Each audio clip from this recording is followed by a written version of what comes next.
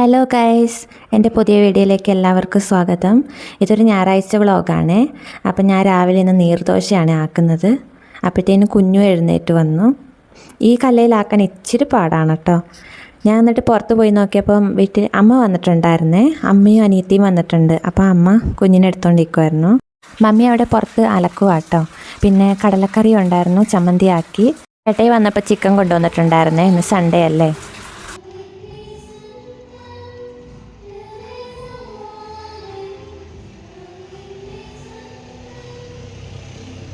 Sunday ആയതുകൊണ്ട് പള്ളിയിലെ പാട്ടാട്ടോ നിങ്ങളിപ്പോൾ കേട്ടത്. അത് കഴിഞ്ഞ് അനിയത്തി പോയട്ടോ. അവളിനി 2 ദിവസം കഴിഞ്ഞ് വരുള്ളൂ. പിന്നെ ഞങ്ങൾ ചക്ക പറിച്ച്, എന്തായാലും ചിക്കൻ മേടിച്ചല്ലോ. അങ്ങനെ രണ്ടമ്മമാരും കൂടെ ചക്ക എല്ലാം ഒരുക്കി തന്നെനിക്ക്. അത് ഞാൻ അപ്പോഴത്തേനും അരപ്പല റെഡിയാക്കി കേട്ടോ. ഞാൻ കുക്കറിനകത്താണ് വേവിക്കുന്നത്. അതിൽ ഒരു വിസിൽ മതി. ഒരു വിസിൽ അടിച്ച് കഴിയുമ്പോഴത്തേനും പെട്ടെന്ന് വേകും. അത് കഴിഞ്ഞ് അതെടുത്ത് കറണ്ടടുപ്പിൽ വെച്ചിട്ടോ. ഞാൻ കറണ്ടടുപ്പിലാണ് വെക്കുന്നത്. ഗ്യാസിൽ വെക്കും പെട്ടെന്ന് ഗ്യാസ് തീരുന്നുണ്ട്. ഭയങ്കര ചിലവാണ് ഞങ്ങൾക്ക്. അടുപ്പിൽ കത്തിക്കൽ കുറവാണ്. എന്താണെന്ന് വെച്ചിട്ടുണ്ടെങ്കിൽ പെട്ടെന്ന് പുക പിടിക്കുന്നുണ്ട്. അതുകൊണ്ട് അടുപ്പിൽ കത്തിക്കൽ ഇച്ചിരി കുറവാണ്. അതുകൊണ്ട് ഗ്യാസിൽ തന്നെയായിരുന്നു. അപ്പോൾ പെട്ടെന്ന് ഗ്യാസ് തീരുന്നത് കൊണ്ട് ഇപ്പോൾ 45 ദിവസം വേണമല്ലോ കിട്ടണമെങ്കിൽ. അതുകൊണ്ട് പിന്നെ കറണ്ടടുപ്പ് മേടിച്ചു. ഇച്ചിരി കറണ്ട് ചാർജ് കൂടുതലായാലും കുഴപ്പമില്ല എന്ന് വിചാരിച്ചിട്ട്. ഗ്യാസിനാണല്ലോ ഇപ്പോൾ ഡിമാൻഡ്. അത് കഴിഞ്ഞ് അത് കറണ്ടടുപ്പിൽ വെച്ചു. അത് കഴിഞ്ഞ് കുഞ്ഞും മമ്മിയും കൂടെ പോയിട്ട് എനിക്ക് കറിവേപ്പിലെല്ലാം പറിച്ചുകൊണ്ട് തന്നു. കറിവേപ്പില പറിക്കാൻ പോയപ്പോൾ അവിടെ പേരയ്ക്ക കണ്ടു കേട്ടോ. അതിനിപ്പോൾ എന്നോട് പേരയ്ക്ക പറിച്ചതാന്ന് പറഞ്ഞുകൊണ്ടിരിക്കുക. അപ്പോൾ ഞാൻ പറഞ്ഞു ഇതാക്കി കഴിഞ്ഞിട്ട് പറിച്ചു തരാമെന്ന് പറയായിരുന്നു. അതേ ഞാൻ പെട്ടെന്ന് അടുപ്പത്തേക്ക് വെച്ചിട്ട്, ഇന്ന് ഞായറാഴ്ച ആയതുകൊണ്ട് എല്ലാവരും പെട്ടെന്ന് വരും. അങ്ങനെ എണ്ണ ഒഴിച്ച് വെളിച്ചെണ്ണ ഒഴിച്ചിട്ട് കടുകും പൊട്ടിച്ച് മഞ്ഞപ്പൊടി ഉപ്പിട്ടിട്ട് ആദ്യം നല്ലോണം വഴട്ടും കേട്ടോ. നല്ലോണം വഴന്ന് വന്ന് കഴിയുമ്പം പിന്നെ പൊടികളെല്ലാം ചേർക്കും. കാശ്മീരി ചില്ലിയാണ് ഞാൻ ചേർക്കുന്നത് വെച്ചാൽ ഇവിടെ എരിവ് കൂടുതൽ ആവത്തില്ല ആർക്കും.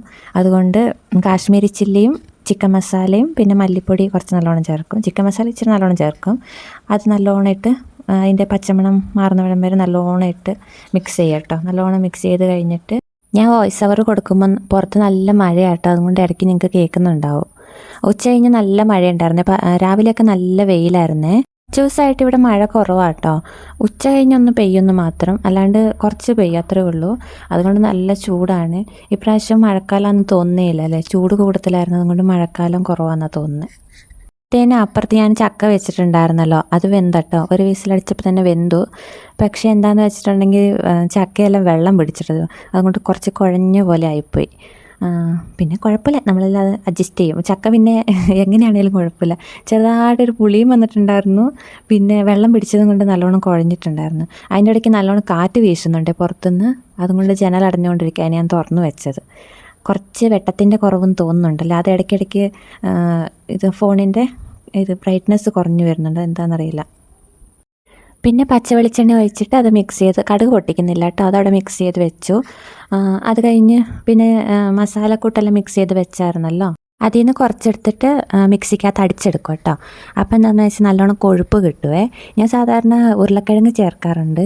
ഈ പ്രാവശ്യം അടിച്ചെടുക്കുന്നത് കൊണ്ട് ഉരുളക്കിഴങ്ങ് ചേർത്തില്ല. എന്താണെന്ന് വെച്ചിട്ടുണ്ടെങ്കിൽ കൂടുതൽ കൊഴുപ്പായാലോ എന്ന് ഓർത്തിട്ട് തക്കാളി ഇടും കേട്ടോ. അങ്ങനെ അത് മിക്സിയിൽ അടിച്ചെടുത്തിട്ട് നല്ലോണം അങ്ങ് ഒഴിച്ച് കൊടുക്കും.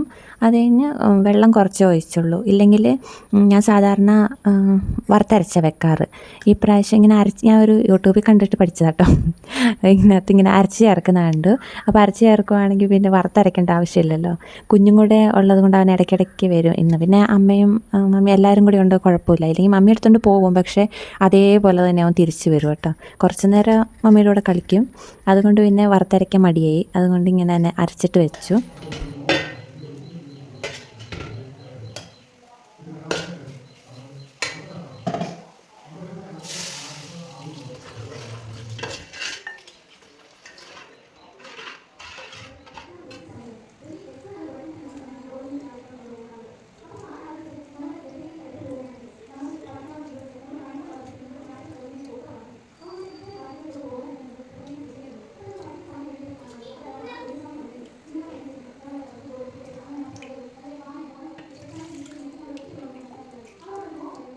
ചിക്കൻ കുറച്ച് കൂടുതലുണ്ടായിരുന്നു. അതുകൊണ്ട് പിന്നെ കുറച്ച് മാറ്റി വെച്ചു. അത് പിന്നെ ഞാൻ കബാബാക്കാമെന്ന് ഓർത്തു. കബാബ് എന്ന് വെച്ചാൽ വലിയതായിട്ട് മുട്ടയൊന്നും പൊട്ടിച്ച് അങ്ങനെയൊന്നുമല്ല. സാധാരണ മഞ്ഞൾപ്പൊടിയും കാശ്മീരി ചില്ലിയും ചിക്കൻ മസാലയും മാത്രം ഇട്ടിട്ട് ഉപ്പും കൂടി ഇട്ടിട്ട് നല്ലപോലെ മിക്സ് ചെയ്തിട്ട് അങ്ങനെ വറുത്തെടുക്കും.